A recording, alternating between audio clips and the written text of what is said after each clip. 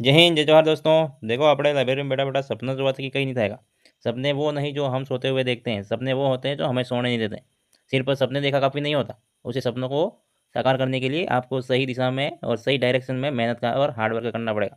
सपना पड़ेगा और बैठना पड़ेगा। ज़िंदगी आपको मौके देगी और आप सही दिशा में मेहनत करोगे तो सफलता अवश्य मिलेगी और निश्चित रूप से मिलेगी। पर संघर्ष करना पड़ेगा आपको, ठीक है। तो दुनिया कुछ भी बोले, ताने मारेगी, आपको गालियाँ भी देगी, लेकिन जिस दिन रिजल्ट में आपका रोल नंबर दिखेगा, नंबर आ गया, जिस दिन रिजल्ट में आया आपका रोल नंबर आ गया, तो वही लोग आपको सबसे पहले बधाइयाँ भी देंगे। तो एक सही दिशा में मेहनत करते रहो, सफलता अवश्य मिलेगी आपको। इसी मोटिवेशन के साथ आज के वीडियो को शुरू करते हैं।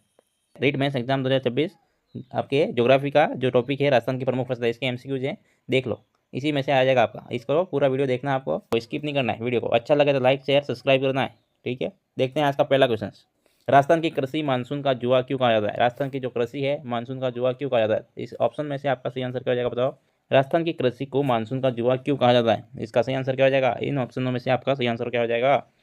क्या होता है बताओ। आपने जो राजस्थान की जो कृषि है मानसून पर निर्भर रहती है। क्या रहती है? मानसून पर निर्भर रहती है, इसलिए क्या हो जाएगा? सभी राज्य में वर्षा असमान अनिश्चित होती है। क्या होता है? क्योंकि राज्य में जब भी वर्षा होती है अपने राजस्थान में, तो वर्षा क्या होता है? असमान अनिश्चित होती है। क्या होती है? वर्षा असमान होती है। कभी तो सूखा भी पड़ जाता है, कभी बाढ़ भी जाती है। तो क्या हो सकता है बताओ? राज्य में वर्षा का और अनिश्चित होती है, असमान और अनिश्चित होती है। इसका सही आंसर हो जाएगा आपका ऑप्शन नंबर है। क्या होता है? राज्य में वर्षा असमान और अनिश्चित होती है। इसका सही आंसर हो जाएगा आपका ऑप्शन नंबर है। इसलिए बोलते हैं मानसून का जुआ। कृषि, राजस्थान की कृषि को क्या बोलते हैं? मानसून का जुआ। अगर बारिश अच्छी हुई तो अपने फसलें भी क्या होगी? अच्छे से पैदावार होगी, अन्यथा नहीं। नेक्स्ट क्वेश्चन हो जाएगा आपका। राजस्थान की कितनी प्रतिशत जनसंख्या कृषि पर निर्भर है? राजस्थान की कितनी प्रतिशत लगभग जनसंख्या है वो कृषि पर निर्भर है? इसका सही आंसर हो जाएगा आपका ऑप्शन नंबर सी। क्या हो जाएगा? ऑप्शन नंबर सी। 75% के आसपास क्या है लगभग जो जनसंख्या अपने वो कृषि आधारित है, कृषि पर निर्भर रहती है। तो ऑप्शन नंबर सी का क्या हो जाएगा? सही आंसर हो जाएगा। नेक्स्ट क्वेश्चन हो जाएगा आपका। भारत भारत की कुल कृषि क्षेत्रफल का लगभग कितने प्रतिशत राजस्थान में? भारत में जितना क्षेत्रफल कृषि की जाती है उस क्षेत्रफल में अपने राजस्थान का कितना स्थान है? कितने प्रतिशत राजस्थान में है? इसका सही आंसर क्या हो जाएगा बताओ। तीसरे का हो जाएगा आपका 11% है। कितना है? 11%। ऑप्शन नंबर क्या हो जाएगा? Option number C. Next question हो जाएगा आपका। राजस्थान में कुल कृषि भूमि का कितना प्रतिशत क्षेत्र सिंचित है? इसका सही आंसर हो जाएगा आपका कितना है? 30%। कितना है? 30%। ऑप्शन क्या हो जाएगा बताओ। 4 का हो जाएगा आपका 30%। ऑप्शन नंबर क्या हो जाएगा? डी। क्या हो जाएगा? Option number D. 30% क्या है? सिंचाई वाला एरिया है अपना राजस्थान में। कुल कृषि भूमि का 30% सिंचित योग्य भूमि है। तो इसका सही आंसर हो जाएगा ऑप्शन नंबर डी। क्या हो जाएगा? Option number D. Next question हो जाएगा आपका। आपको क्वेश्चन अच्छे लगे तो वीडियो को अपने क्या करना है? लाइक शेयर सब्सक्राइब जरूर करना है, ठीक है। और नेक्स्ट अपने जो अपने साथी हैं से उनको क्या करना है? शेयर कर देना। अपने साथियों को शेयर कर देना, जहाँ भी बैठो आप, जहाँ भी जो भी देख रहा है वीडियो। नेक्स्ट क्वेश्चन है आपका। भारत में औसत कृषि जोत का आकार है 1.08 हेक्टेयर है, जबकि राजस्थान में यह कितना है? इसका सही आंसर क्या हो जाएगा बताओ। इसका सही आंसर हो जाएगा 2.73। कितना है? 2.73% है, मतलब हेक्टेयर है। कितना? 2.73 हेक्टेयर। राजस्थान का कितना हेक्टेयर है? 2.73 हेक्टेयर। ऑप्शन नंबर बी क्या हो जाएगा? इसका सही आंसर हो जाएगा। नेक्स्ट क्वेश्चन हो जाएगा आपका।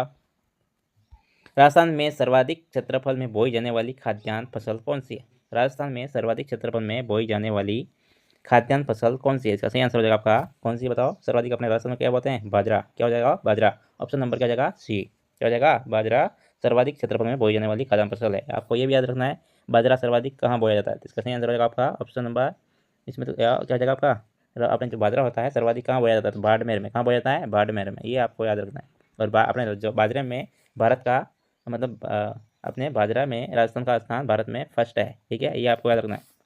अग्रणी राज्य है राजस्थान बाजरा उत्पादन में।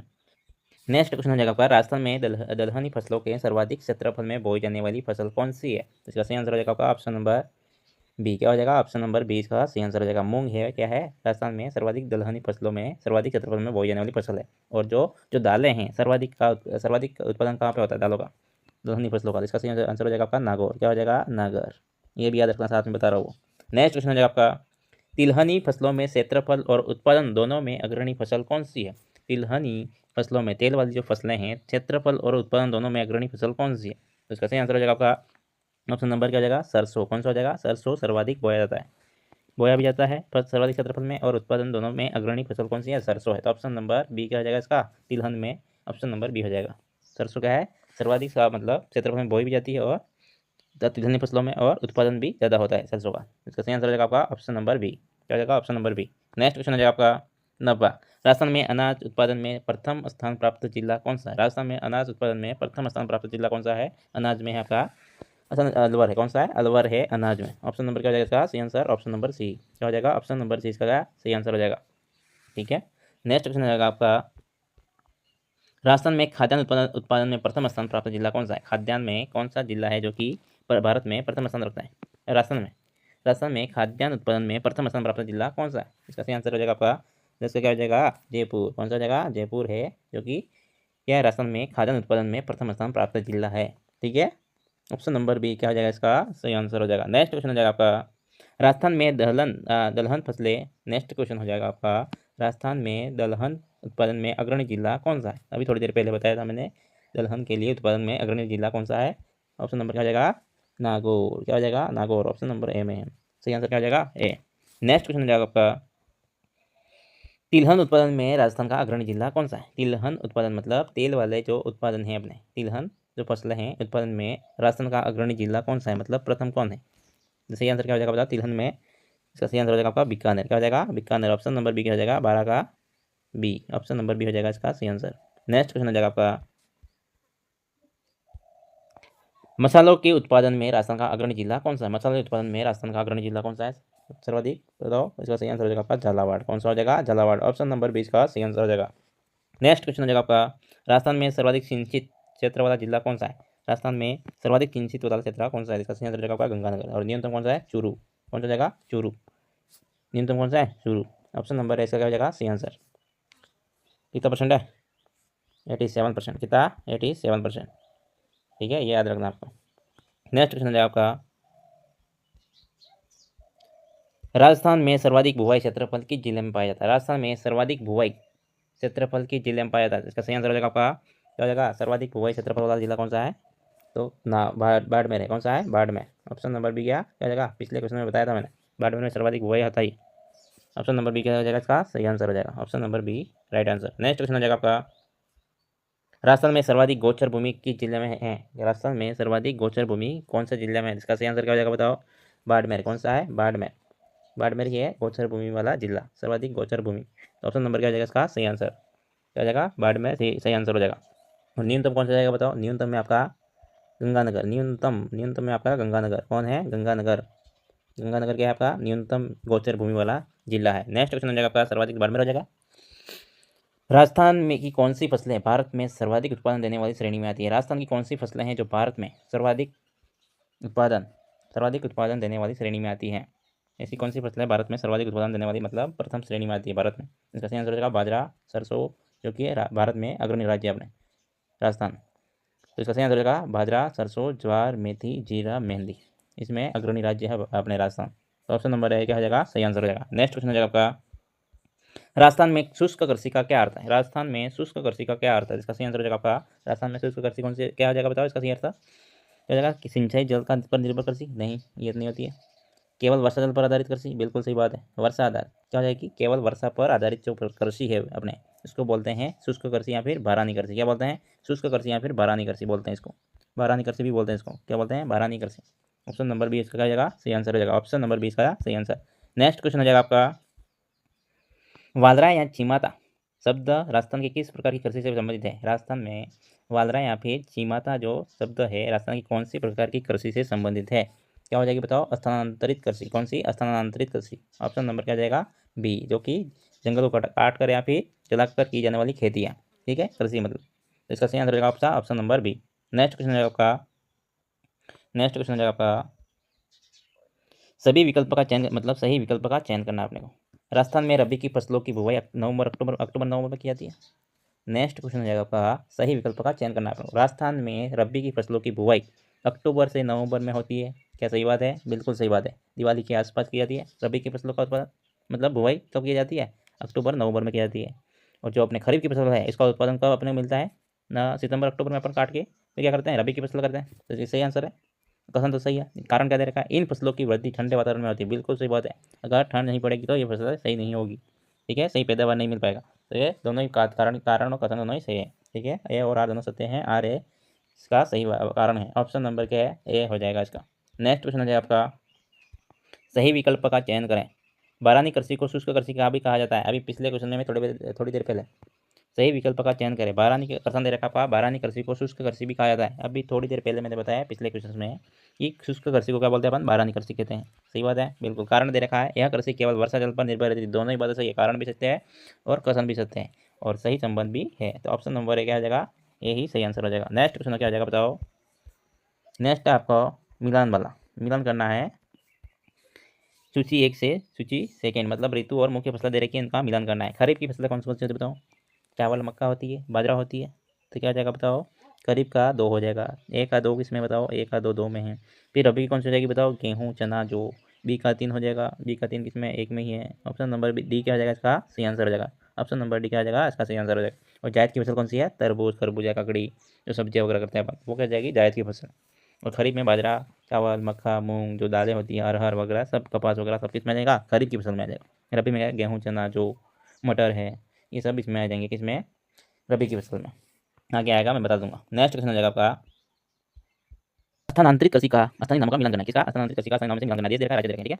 देश भी देखें, राज्य भी देखें। असम किसका बताओ, असम में क्या बोलते हैं इसको, स्थानीय कृषि को स्थानांतरित कृषि बोलते हैं। जूम या फिर जूमिंग, क्या बोलते हैं, जूम या फिर जूमिंग बोलते हैं। जूम या फिर जूमिंग, जूमिंग बोलते हैं, जूमिंग बोल सकते हैं और जूम बोल सकते हैं। श्रीलंका में क्या बोलते हैं, चाइना। श्रीलंका का तो है तो थोड़ा समानांतर है, चाइना, इसको क्या बोलते हैं, चाइना। जैसे याद रखो, मध्य प्रदेश में क्या था है, बीवर कुमारी, क्या बोलते हैं, बीवर कुमारी, बीवर कुमारी बोलते हैं, बीवर कुमारी। ऑप्शन नंबर क्या जाएगा सही। ब्राजील में क्या बोलते हैं, रोका। जैसे आंसर जाएगा ABCD, इसका क्या जाएगा ABCD। ऑप्शन नंबर ए जाएगा सही। नेक्स्ट क्वेश्चन हो जाएगा आपका, हॉर्टिकल्चर शब्द का संबंध किससे है। हॉर्टिकल्चर मतलब क्या, ए फल ले लिए, ए फल ले लिए, ए फल ले लिए। हॉर्टिकल्चर शब्द का संबंध किससे है, तो इसका सही आंसर क्या जाएगा बताओ। केला आम वगैरह क्या बोलते हैं अपन, फल बोलता है, फलों उत्पादन को क्या बोलते हैं, हॉर्टिकल्चर। ऑप्शन नंबर बी क्या हो जाएगा, फलोत्पादन। क्या हो जाएगा, हॉर्टिकल्चर का मतलब फलोत्पादन से। पशुपालन से कैसा है, मत्स्य पालन से नहीं, नहीं रेशम से। नेक्स्ट क्वेश्चन का वर्मी कल्चर। वर्मी कल्चर किसके उत्पादन से बताओ। इसका अर्थ क्या हो जाएगा, वर्मी कल्चर केचुआ। क्या हो जाएगा, वर्मी कंपोस्ट जो अपने खाद होता है।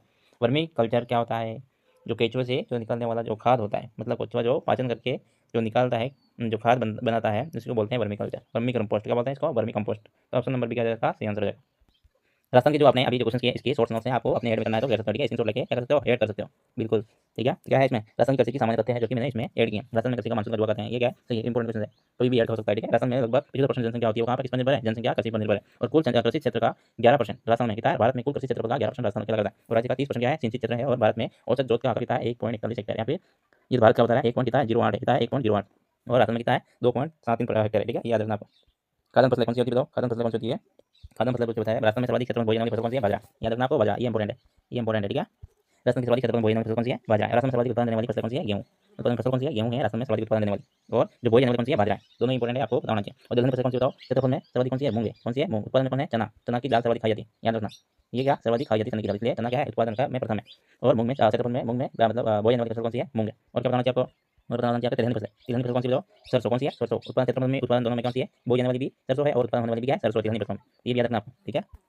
उत्पादन में शीर्ष जिले कौन से हैं, अनाज में सर्वाधिक उत्पादन में सर्वाधिक जिला कौन सा है, अनाज उत्पादन में राजस्थान का सर्वाधिक जिला कौन सा है, अलवर है। अलवर राजस्थान में, राजस्थान में क्या है, अलवर है। और खाद्यान्न उत्पादन में जयपुर है, कौन सा है, खाद्यान्न उत्पादन में जयपुर है। राजस्थान की बात चल रही है, तो इसकी बात चल रही है राजस्थान की। और राजस्थान में दलहन है, वो कौन से जिले में है, सर्वाधिक। शीर्ष जिला कौन सा है उत्पादन में, नागौर है। कौन सा, नागौर। तिलहन में बीकानेर, बताया था पीछे कुछ सुनाया था। राजस्थान की बात चल रही है, ध्यान रखना, राजस्थान में ये सब। मसाले कहाँ पे थे, सर्वाधिक उत्पादन कहाँ होता है, झालावाड़ में। कहाँ पे होता है, झालावाड़ में। ये इंपॉर्टेंट है थोड़ा, मसाला वाला ध्यान रखना। नेक्स्ट आपने नेक्स्ट हो जाएगा, आगे हो जाएगा आपका टॉपिक है राजस्थान की वे फसलें जिनका उत्पादन भारत में सर्वाधिक होता है। कौन सी फसलें, मैंने पिछले क्वेश्चन आया था, ऐड किया था इस क्वेश्चन को भी, ठीक है। बाजरा सरसों ग्वार और मोट मेथी मेहंदी इसबगोल धनिया आदि जीरा आदि। राजस्थान में इनमें भारत में, राजस्थान का इनमें भारत में पहला स्थान है, ठीक है, ये ध्यान रखना आपको। क्या है, राजस्थान का इनमें जो फसलें दे रखी है उसमें पहला स्थान है राजस्थान का। बाजरा है, सरसों ग्वार है, मोट है, मेथी है, मेहंदी है, इसबगोल है और धनिया जीरा आदि। आगे हो जाएगा आपका, राजस्थान में सर्वाधिक सिंचित जिला कौन सा बताओ, श्री गंगानगर। कौन सा है, गंगानगर है। अभी क्वेश्चन अभी ऐड किया था मैंने। राजस्थान में न्यूनतम जिला सिंचित जिला कौन सा है, बाड़मेर बताया था, नहीं या बाड़मेर, मैंने वहाँ पे चूरू बताया था, तो ये क्या हो जाएगा, सही कर लेना इसको। चूरू नहीं है, बाड़मेर है। कौन सा है, बाड़मेर। और राजस्थान में सर्वाधिक बंजर भूमि कहाँ बताओ, जैसलमेर में। कहाँ पर है, जैसलमेर में। और हनुमानगढ़ में न्यूनतम बंजर भूमि है, ठीक है। सर्वाधिक वहाँ पे उपजाऊ भूमि का इसका उपयोग किया जाता है, कृषि क्षेत्र में उपजाऊ भूमि ज़्यादा है हनुमानगढ़ में। और राजस्थान में बंजर भूमि का प्रतिशत कितना है, 11.78 है। कितना है, 11.78। ये भी याद रखना है, ये इंपॉर्टेंट है, ये IMP है, ये याद रखना है। राजस्थान में सर्वाधिक बुवाई क्षेत्र बाड़मेर में, मैंने बताया था अभी पिछले क्वेश्चन में आया था। बाड़मेर क्या है, राजस्थान में सर्वाधिक बुवाई वाला क्षेत्र है, जिला। और राजस्थान में न्यूनतम बुवाई क्षेत्र कौन सा है, राजसमंद। ये भी याद रखना है। राजस्थान में सर्वाधिक गोचर भूमि बाड़मेर में संयंत्र कहाँ पे है? गंगानगर, ये बताया था मैंने क्वेश्चन में। आगे देखो, फसल ऋतु कृषि के प्रकार। फसल ऋतु व कृषि के प्रकार कौन सा है? फसल ऋतु कृषि के प्रकार। ऋतु के आधार पर फसल कितनी प्रकार की है? 3 प्रकार की। कौन कौन सी? जो खरीफ की फसल होती है, पता है ना आपको, जो खरीफ फसल आपने मई जून जुलाई में बोई जाती है। क्या कब बोई जाती है? नेक्स्ट है आपका ऋतु आधारित फसलें कौन सी? खरीफ, जो कि नेक्स्ट है आपका हो जाएगा, आगे हो जाएगा आपका ऋतु आधारित फसलें कौन सी है? खरीफ, रबी और जायद की फसलें होती है ना, ऋतु आधारित फसलें, जो कि अपने बारिश के टाइम में कौन सी होते हैं? खरीफ की फसल। बुआई कब होती है? जून जुलाई के मध्य, जून जुलाई से जुलाई में होती है। कटाई कब होती है? सितंबर अक्टूबर में, दिवाली से पहले। फिर इसके बाद तुरंत से क्या बोल जाते हैं अपन? रबी की उनाड़ू फसलें बोल देते हैं।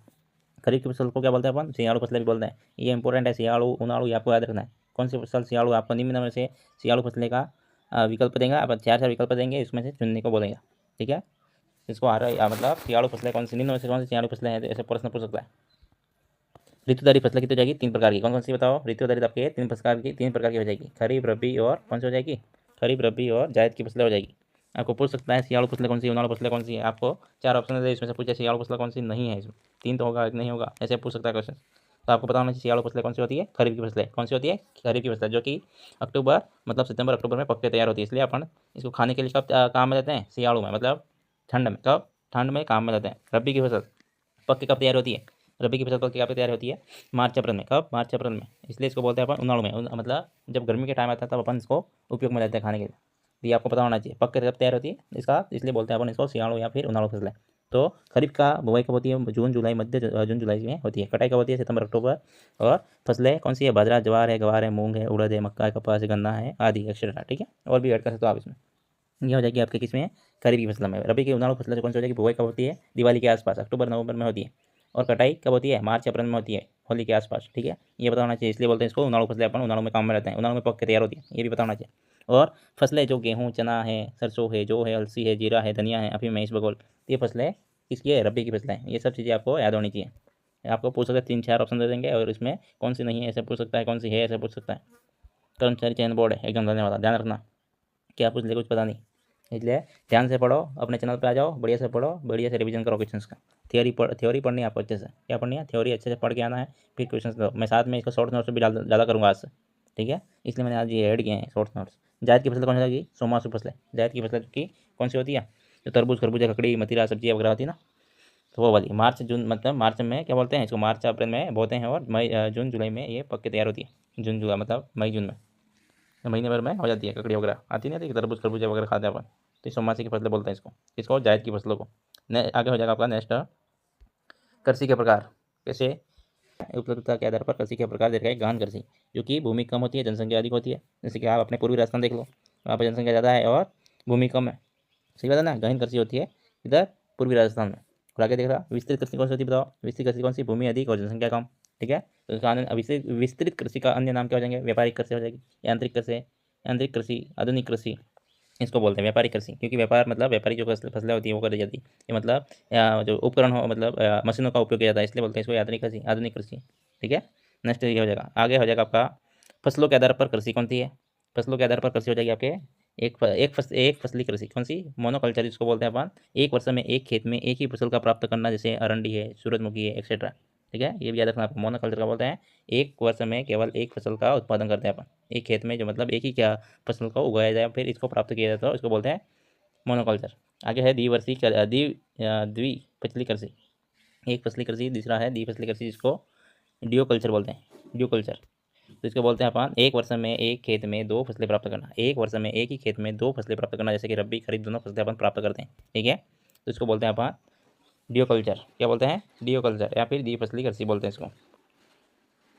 आगे देखो, बहुफसली कौन सी जाएगी बताओ? ओलिगोकल्चर। ओलिगोकल्चर मतलब एक वर्ष में एक खेत में 2 से अधिक फसलें प्राप्त करना, जैसे रबी खरीफ जायद तीनों फसलें प्राप्त करना, ज़्यादा भी हो सकती है, ठीक है। इसको बोलते हैं बहुफसली या फिर ओलिगोकल्चर।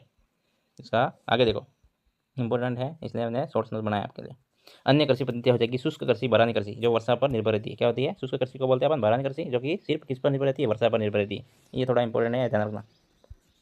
आगे आर्द्र कृषि, जो 100 सेंटीमीटर से अधिक वर्षा वाले क्षेत्र में सिंचित होती है।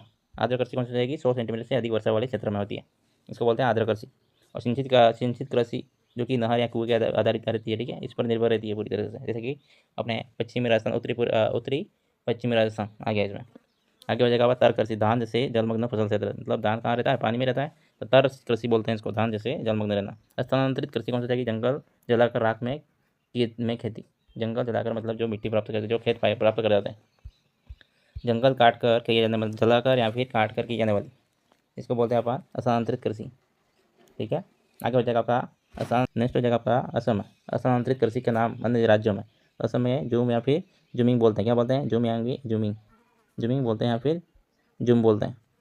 केरल में सोनम बोलते हैं, उड़ीसा में पोंडू बोलते हैं, क्या बोलते हैं, पोडू। मध्य प्रदेश में बीवर कुमारी, बस्तर दीपा। ठीक है, मलेशिया में लदांग बोलते हैं, लदांग। मेक्सिको में मिल्पा, ब्राज़ील में रोका, थाईलैंड में तमराई, श्रीलंका में सेना। ये चीज़ें पता होना चाहिए आपको। और क्या है, अन्य प्रमुख कृषि के प्रकार पता होना चाहिए आपको।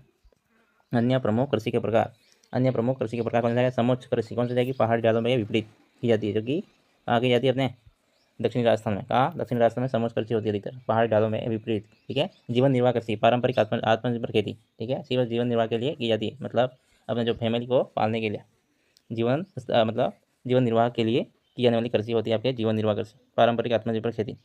आगे होती है मिश्रित कृषि, मतलब खेती के साथ साथ पशुपालन भी किया जाता है, इसको बोलते हैं अपन मिश्रित कृषि। क्या बोलते हैं, मिश्रित कृषि, ये भी इंपॉर्टेंट है, ध्यान रखना।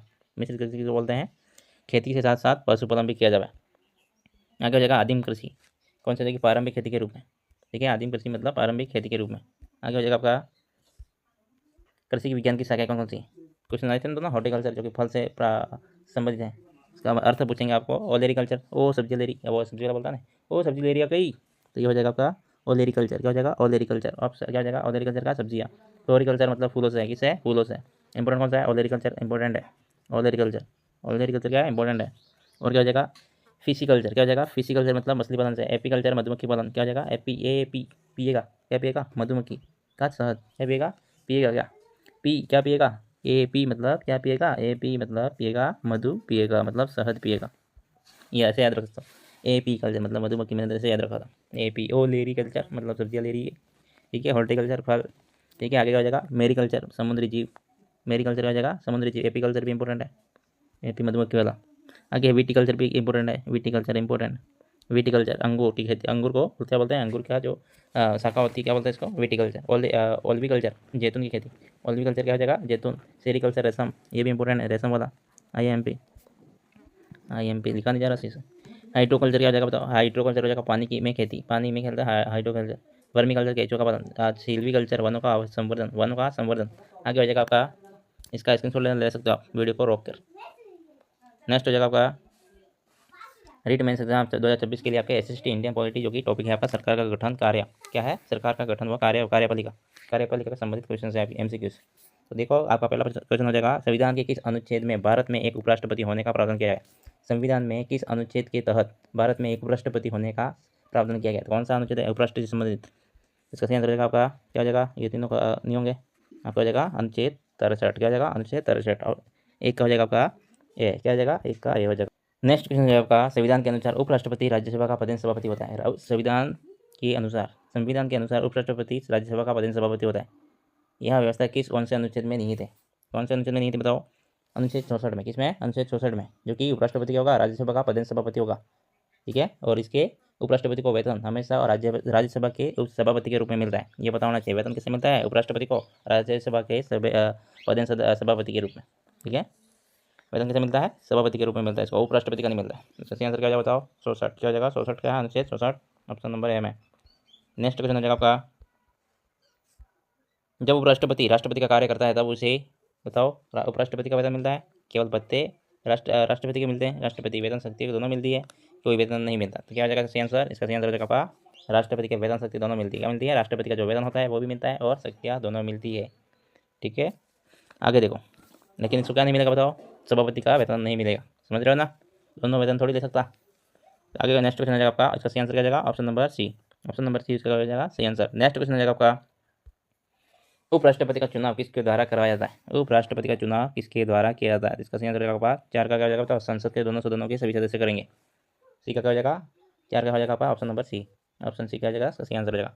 नेक्स्ट देखो, उपराष्ट्रपति के चुनाव में कौन सी मतदान पद्धति अपनाई जाती है। उपराष्ट्रपति का जो चुनाव होता है, इलेक्शन होते हैं, कौन सी मतदान पद्धति अपनाई जाती है। इसका सही आंसर हो जाएगा आपका क्या, एकल संक्रमणीय मत पद्धति। कौन सी, एकल उपराष्ट्रपति के चुनाव में कौन सी मतदान इलेक्शन पद्धति अपनाई जाती है? इसका सही आंसर हो जाएगा एकल संक्रमणीय मत प्रणाली। कौन सी? एकल संक्रमणीय मत प्रणाली, मतलब ये हो जाएगा आपका ऑप्शन नंबर सी। क्या हो जाएगा? Option number C. Next question हो जाएगा आपका, उपराष्ट्रपति को पद से हटाने का प्रस्ताव सबसे पहले कहाँ लाया जाता है? कहाँ लाया जाएगा बताओ? उपराष्ट्रपति कहाँ के सभापति होते हैं? राज्यसभा में। कहाँ पे होते हैं? राज्यसभा में। अब तो पहले हटाने का प्रस्ताव कहाँ पे आएगा? राज्यसभा। ऑप्शन नंबर बी क्या हो जाएगा? इसका सही आंसर हो जाएगा। ऑप्शन बी क्या हो जाएगा? इसका सही आंसर। नेक्स्ट क्वेश्चन हो जाएगा आपका, नेक्स्ट हो जाएगा आपका 7वां, निम्न में से कौन उपराष्ट्रपति का कार्य नहीं है? कौन सा इसमें से उपराष्ट्रपति का कार्य नहीं? इसका सही आंसर क्या हो जाएगा बताओ? राज्यसभा में अध्यक्षता करना। बिल्कुल सही बात है, ये तो सही है। कौन सा नहीं है पूछा आपको? 7 का क्या हो जाएगा बताओ? लोकसभा के सत्र बुलाना, राष्ट्रपति के रिक्त पद पर कार्य करना। कर सकते हैं बिल्कुल, ये कर सकते हैं, ये भी कर सकते हैं। राज्यसभा में अध्यक्षता भी करते हैं। लोकसभा सत्र बुलाना ये काम नहीं करते। राज्यसभा में अनुसंधान बनाए रखना ये भी काम करते हैं। इसका सही आंसर क्या हो जाएगा बताओ? Option number C. Option C क्या हो जाएगा? सही आंसर हो जाएगा। नेक्स्ट क्वेश्चन हो जाएगा आपका, भारत के उपराष्ट्रपति के चुनाव में राज्यसभा के महासचिव की भूमिका होती है। राज्यसभा के महासचिव की भूमिका क्या होती है उपराष्ट्रपति के चुनाव में, इलेक्शन में? इसका सही आंसर क्या हो जाएगा? निर्वाचन अधिकारी के रूप में। क्या हो जाएगा? निर्वाचन अधिकारी के रूप में। 8वां क्या हो जाएगा? ऑप्शन नंबर ए, निर्वाचन अधिकारी का रूप में भागीदारी बढ़ते हैं राज्यसभा के महासचिव। ऑप्शन नंबर ए क्या हो जाएगा? सही आंसर हो जाएगा। नेक्स्ट क्वेश्चन है आपका, नेक्स्ट क्वेश्चन क्या हो जाएगा बताओ? भारत के किस उपराष्ट्रपति का कार्यकाल के दौरान निधन हो गया था? कौन सा हो गया था बताओ? कौन से राष्ट्रपति उपराष्ट्रपति का कार्यकाल के दौरान निधन हो गया था? इसका सही आंसर होगा आपका ऑप्शन नंबर ए, कृष्णकांत। कौन हो जाएगा? कृष्णकांत। ये बताना चाहिए आपको। क्या हो जाएगा? कृष्णकांत। भारत में ऐसे राष्ट्रपति जो कि कार्यकाल मतलब कार्यकाल चल रहा था, इसके दौरान ही मृत्यु मतलब निधन हो गया था। तो आपको ये भी बताना चाहिए भारत में आज तक कितने निर्विरोध उपराष्ट्रपति बन चुके हैं? होते हैं 3। कौन कौन से?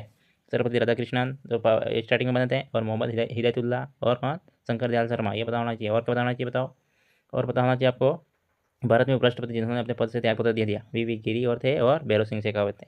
और निधन किसका हुआ था? एकमात्र कृष्णकांत जी का। नेक्स्ट क्वेश्चन आपका, निम्नलिखित में मिलान करें। प्रथम उपराष्ट्रपति कौन थे बताओ? सर्वपल्ली राधाकृष्णन। कौन थे? सर्वपल्ली राधाकृष्णन। ऑप्शन एक का एक ही। प्रथम त्यागपत्र देने वाले कौन से बताओ? वी गिरी, और कौन था? एक और ने त्यागपत्र दिया था, और कौन थे? भैरव सिंह शेखावत। ये भी याद रखना आपको। निर्विरोध चुने जाने वाले कौन से थे बताओ? शंकर दयाल शर्मा। और कौन थे? राधाकृष्णन। और कौन थे बताओ? मोहम्मद हिदायतुल्लाह। ये भी पता होना चाहिए।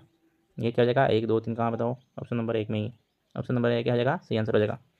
निर्विरोध और कौन से बताओ? हिदायतुल्लाह। हिदायतुल्लाह हो जाएगा, हिदायतुल्लाह। और कौन से बताओ? शंकर दयाल शर्मा आगे, और राधाकृष्णन थे, सर्वपल्ली राधाकृष्णन। राधाकृष्णन हो नहीं बेटा, हाँ ये आंसर हो जाएगा। नेक्स्ट क्वेश्चन है आपका, भारत के उपराष्ट्रपति का वेतन किस पद के रूप में मिलता है? भारत के उपराष्ट्रपति का वेतन। नेक्स्ट क्वेश्चन है आपका, भारत के उपराष्ट्रपति का वेतन किस पद के रूप में मिलता है? इसका सही आंसर है आपका राष्ट्रपति के रूप में नहीं, और राज्यसभा के सभापति के रूप में बिल्कुल सही है, लोकसभा के अध्यक्ष के रूप में, प्रधानमंत्री के रूप में नहीं मिलता। ऑप्शन नंबर बी क्या जाएगा? इसका सही आंसर हो जाएगा। नेक्स्ट क्वेश्चन है आपका, वीडियो अच्छा लग रहा है मेरे दोस्तों तो लाइक शेयर सब्सक्राइब करो, मेरे को भी मोटिवेशन मिले आगे वीडियो बनाने का। ठीक है, आगे हो जाएगा आपका, संविधान के किस अनुच्छेद के तहत राष्ट्रपति को सहायता और परामर्श देने के लिए मंत्री परिषद का प्रावधान है? संविधान के कौन से अनुच्छेद में यह लिखा मतलब यह उल्लेख है राष्ट्रपति को सहायता परामर्श देने के लिए मंत्री परिषद का प्रावधान है? इसका सही आंसर क्या जाएगा बताओ? आपका सही आंसर हो जाएगा आपका अनुच्छेद 74। क्या जाएगा? अनुच्छेद 74 के तहत यह प्रावधान है, इसको राष्ट्रपति को सहायता और परामर्श देने के लिए मंत्रिपरिषद का प्रावधान है।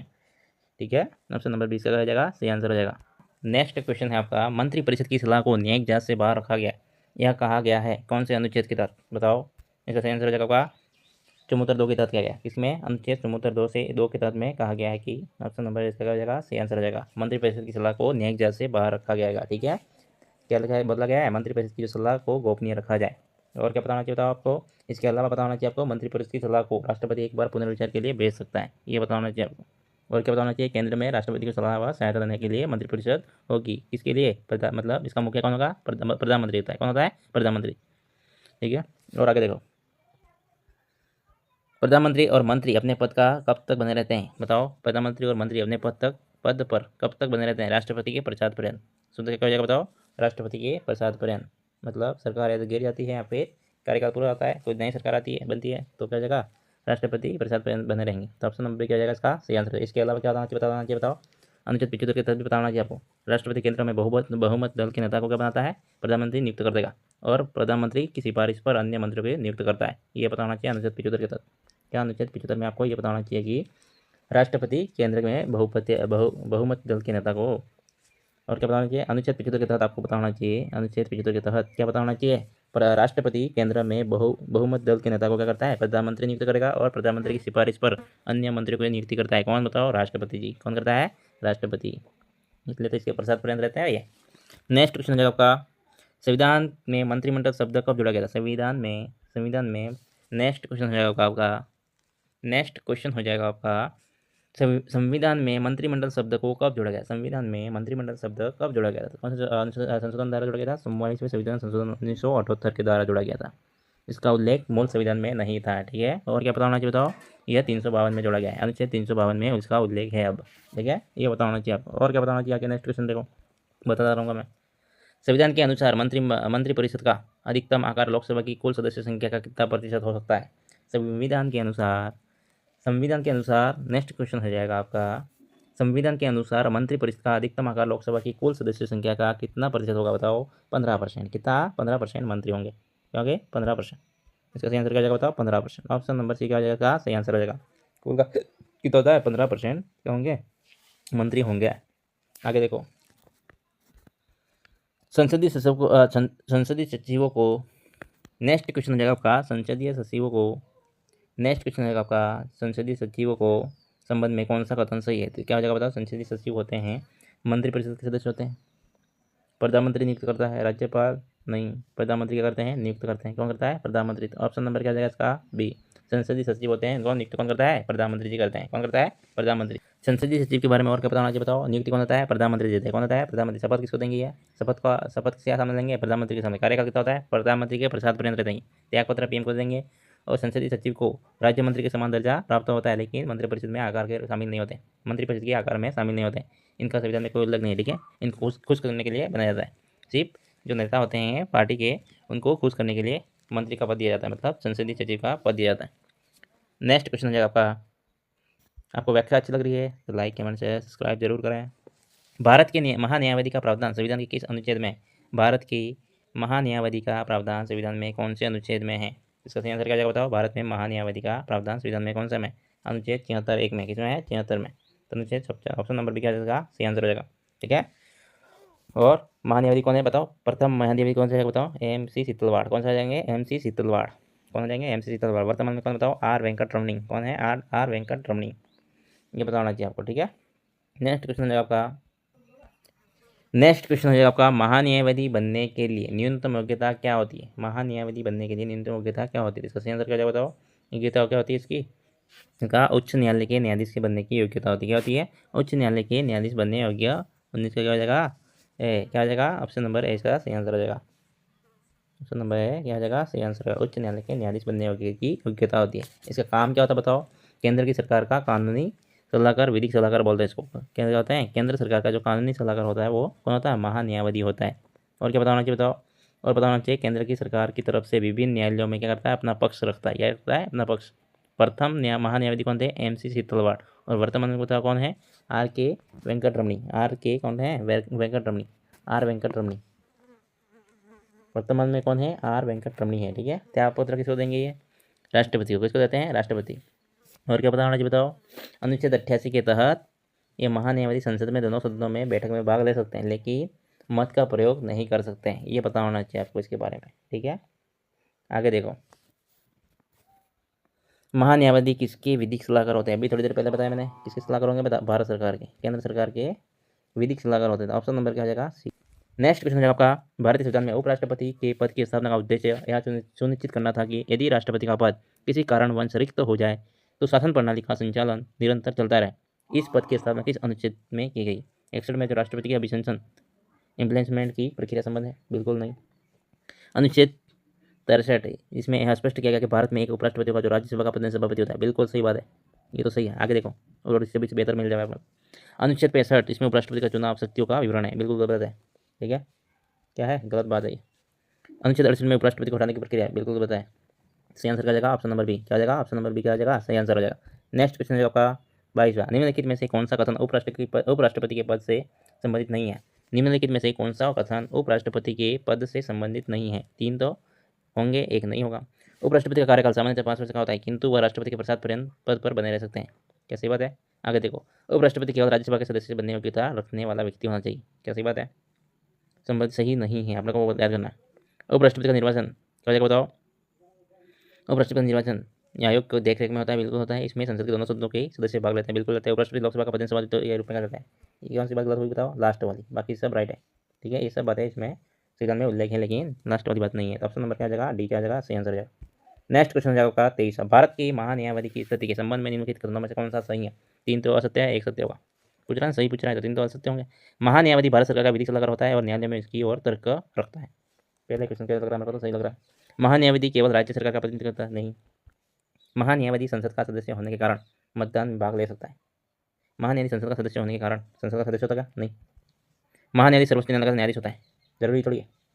तो सही आंसर क्या जाएगा बताओ, ऑप्शन नंबर क्या जाएगा, ए क्या जाएगा, ऑप्शन नंबर क्या जाएगा, सही आंसर हो जाएगा। क्या जाएगा बताओ, आपको इस क्वेश्चन का स्क्रीनशॉट लेना ले सकते हो, अच्छा क्वेश्चन है।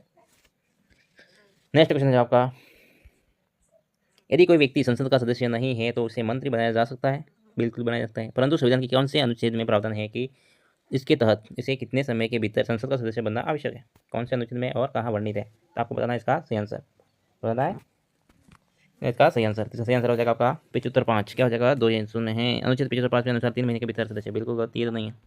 अनुच्छेद 75(5) के अनुसार 6 महीने के भीतर सदस्य संसद के सदस्य के बनना आवश्यक है, अन्यथा वह मंत्री पद से स्वतः पदच्युत हो जाएगा। मतलब स्वयं ही क्या हो जाएगा, स्वयं ही क्या जाएगा, कोई भी व्यक्ति बिना किसी सदन का सदस्य रहे अधिकतम 6 माह तक ही प्रधानमंत्री या फिर मंत्री पद पर कार्य कर सकता है। ठीक है, बताना चाहिए आपको। तो इसका सही आंसर क्या जाएगा, ऑप्शन नंबर बी क्या आ जाएगा, सही आंसर आ जाएगा। आगे वाले तो वैसे भी करते हैं। तो वीडियो केवल लागो, वीडियो अच्छा लगा हुआ है तो अपने लाइक शेयर सब्सक्राइब कर दियो है, अपने दोस्तों ने मोकल दियो है। एक माणसा भाई है नवा नवा वागड़ी वाला, तो बढ़िया बनावे, बढ़िया क्वेश्चन करावे, आवे जोड़े जाओ है, सब्सक्राइब कर दियो। ठीक है, 1000 तक अपने 1000 तक करा दो, फिर बाद में स्टूडियो बनाएंगे। टाइम लगेगा थोड़ा, लेकिन बनाऊंगा जरूर। ठीक है, मिलते हैं नेक्स्ट वीडियो में, तब तक के लिए बाय बाय, टेक केयर, धन्यवाद।